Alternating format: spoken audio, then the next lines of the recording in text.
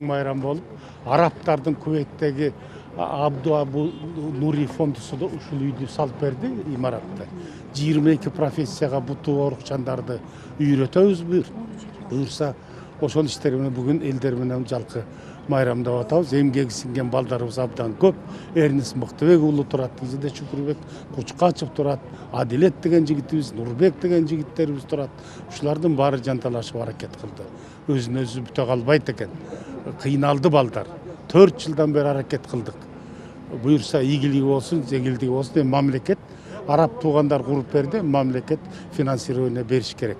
Кыргыз азиздер дүүлөлөр коомуна жылына 38-40 миллион акча берип атпайбы? Бул жерге дагы 29 миллион акча берип койсо, бул балдарды окутабыз. Айтсаңыз, батымдуулугу канча, эмне бөлмөлөр бар? Ал балтыгы 22 профессияга бул жерде үйрөтөбүз. 3-4 этажында жашашат. Подвалдык помещение 1 этаж аудитория болот.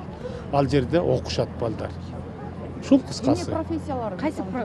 Өтүктү оңдош, тигүү, жыгач иштетүү, темирди иширетүү, чач тарач, тамак аш жашоо, вейзажист, массажист, компьютердик иштер деген кызматтарды үйрөтөбүз да.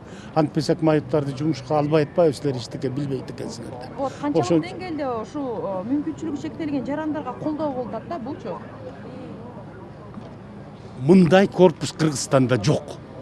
Ушундай деп айтайынчы. Именно тиги кыргыз азиздер дүүлөлөр коомунун өзүлөрүнүн 12 ишканасы бар, алардын өзүнүн базасы бар. Бут оорукчан инвалид опорно двигательный аппараты деп атпайбыз, булардыкы бул биринчиси. Демек, Ушунусу менен. Анан келечегин мен араб туугандар менен сүйлөшүп атам. Келечегинде буюрса Нарында, Таласта, Баткенде, Караколдо, Ошто, Жалал Абадта дагы ушул өңдөнгөн реабилитация борборлорун куралы деп аракет кылабыз. Аракет кылабыз аман болсо. Эл тынч канчалык болсун. деңгээлде колдоо болуп атат сиздерге, ошону айтыңызчы. Мамлекет тарабынан бар. Ушул городоктун салынышы менен эмнеге ээ болуп атасыздар дегенде? Майыптар адистикке ээ болот. Азыр жумушчу адистиктери жок болуп атпайбы? Буюрса да уже өтүк жасаганы болот. Жана курткалардын, замочкаларын ремонт кылганы болот. Жыгач иштеткендери, темир иштеткендери болот. Ошолорго үйрөтөбүз. Бардыгы 22 профессия. Татаалдыгын жарыса 3 ай, 6 ай, 9 ай, 1 жылдык окуу болот. Ушул жерде жатып окушат. Жок, бияктан кесипке ээ болуп чыккандан кийин каяка? Андан кийин ата-энеси жардам берсин, турда жана эмгек орноштуруу уюму бар эмеспи? Ошолор жардам берсин.